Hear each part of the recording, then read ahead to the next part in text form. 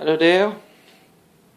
So Liverpool drew against Everton 3-3 in a thrilling, entertaining Merseyside derby today. One goal by Philippe Coutinho and one goal apiece by SAS. One from Suarez and an equalizer deep into stoppage time by Daniel Sturridge, who didn't start the game today. Was brought on for the last 10 to 12 minutes, I think, when Liverpool were trailing by 3-2. And we got a free kick deep into the end, where Steven Gerrard whipped a cross in to the box, and Daniel Sturridge with a fantastic header actually equalized, like I said, deep into stoppage time. The game did start brightly for Liverpool in terms of the score, but I think Philippe Coutinho scored a bit against the run of play. So it was another corner, I think, for Liverpool, and Luis Suarez got in a header that was parried away only halfly, and Philippe Coutinho picked up the pieces with quite a good finish, and Liverpool were 1-0 up. But Everton equalized some 3 to 4 minutes after, I think, deservedly so, through Kevin Mirallas. But Liverpool did take back the lead. Another set piece, another free kick, a brilliant free kick by Luis Suarez. He curled his shot around the wall on the left hand side of Tim Howard. So Liverpool did keep the lead until half time. But then from the second half, Everton had chance after chance, and we have to really thank Simon Mignolet today, who did quite a few saves, a few last-ditch saves. I thought that Glenn Johnson didn't play too well today. He lost the ball at crucial, dangerous places. Whereas on the other hand, John Flanagan, I was very impressed by young Flanagan. He did very well today, played with his heart and not badly also. Did some crucial interceptions, moved the ball out of defense very well, quickly, and was quite solid also. As for Daniel Agger and Martin Skrtel, well, Martin Skrtel did play a little bit better so far this season, but he didn't do that bad. But Daniel Agger was a bit disappointing for me. Mind you, I'm quite disappointed not to see Mamadou Sakho playing today, because you all know now that I'm a big Mamadou Sakho fan, but it's not out of the blue.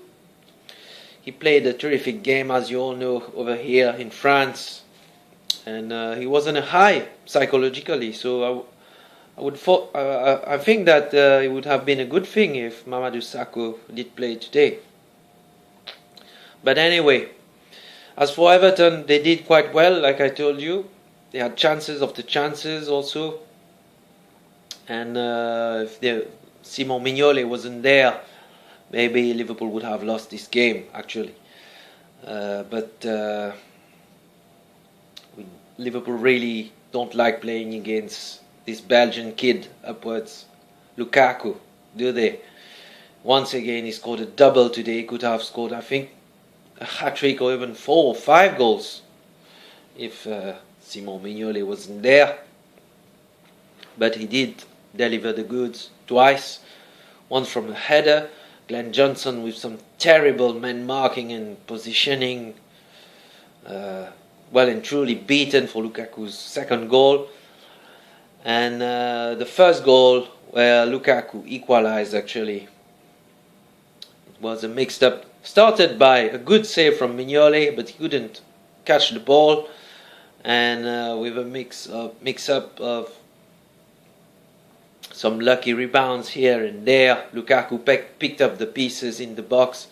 And with a cool finish on the left hand side of Mignolet, also a low shot, he equalized, and Liverpool actually went 3-2 down when Lukaku, with a Strong, powerful header, but some terrible defending by Glenn Johnson, though, it must be said.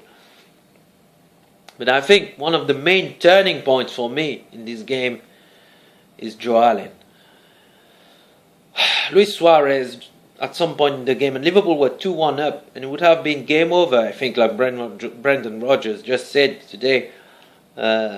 He dribbled his way into the Everton box, and the ball was set up in a plate for Joe Allen, and with a simple tap in he should have scored. Even I, and I'm not a professional footballer, I would have scored this, and it would have been 3-1 for Liverpool, and I think it would have been game over. So Joe Allen, very disappointing miss. He did alright, a little bit okay, but I'm not too impressed by Joe Allen. As for the selection today, well done to Brendan Rodgers for having the guts to put John Flanagan, and he was vindicated in his decision today. Flanagan had a terrific game. Daniel Sturridge, I would think that was not ready to play a full game, but he did his part, he scored the goal. I think he was injured. As for the other talking point of the game, Kevin Mirallas really should have had a red card. He wasn't playing the ball at all when he was charging on Luis Suarez in the first half with his studs. You even saw Luis Suarez's leg bleeding with some four scratches from Mirallas studs. And this fucking referee, Phil Dowd, actually took, I think, more than 10 minutes before taking his decision. And come on, Everton fans, you all know that it should have been a red card. So Everton were quite lucky in that sense that they still had 11 men on the pitch.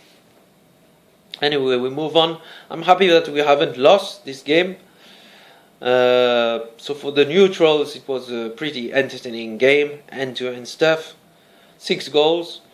But as a Liverpool fan, I'm obviously a little bit disappointed. Relieved not to have lost the game, but a little bit disappointed also not to have won the game.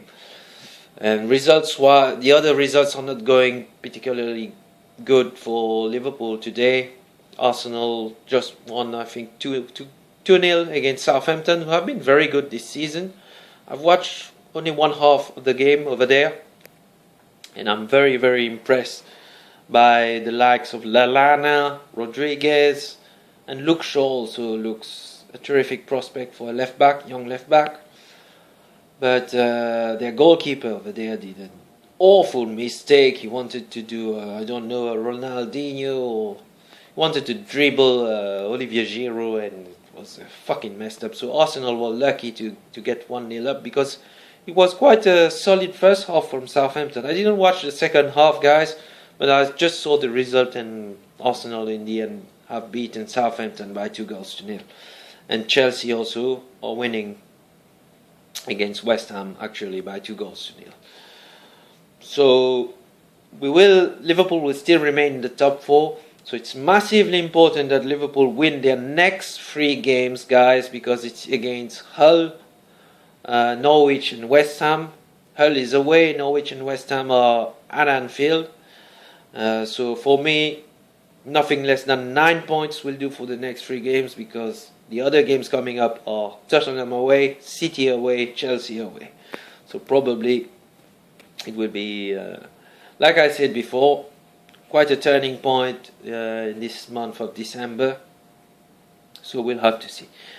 Like I said also in my last video, guys, I'm going to Anfield on the 7th of December. I'll be at Anfield watching the Liverpool game against West Ham. I'll try to do a video while I'm there, and hopefully it will be a good game, and hopefully by then Liverpool will have picked up 6 points actually against Hull and Norwich, which are the next 2 games.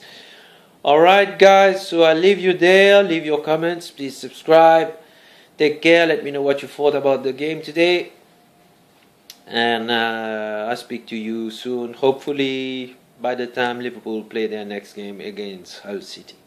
Take care guys, bye. Only one last thing before I leave. There are some rumors on Twitter and the internet, and there has been a photo taken of a certain Jan M'Vila, the French midfielder, 22-year-old, who plays in Russia, I think, in Rubin Kazan. Well, Jan Villa comes from Rennes. He's only 22. He's still young, and he was once. I speak in the past tense because I say he was once regarded as a very hot young prospect French midfielder. He's a bit. He's quite pacey, strong. I would regard him as a defensive midfielder more than anything. But let me tell you guys, I've met this person, this player, Jan Villa, where I work. I happened to meet him in person. I can tell you, it was an absolute nightmare, guys. So, from a personal point of view, Liverpool really should stay away from Jan Villa. I don't care. I really don't care, guys. And it's not even a personal thing. I won't go into details where I work and all these guys, because first of all, I think you're not interested. We're talking about Liverpool there, but if ever those rumors are true about Jan Villa, mark my words today, guys, this player will cause problems. I don't know, maybe he's still a good player. He has good athletic qualities, and I don't know. But I don't care, because from a personal point of view, again, guys, Jan Villa is an absolute shithouse. Let me tell you. And it's not even a personal thing, because he caused a global problem where I work. He caused havoc. He caused really havoc.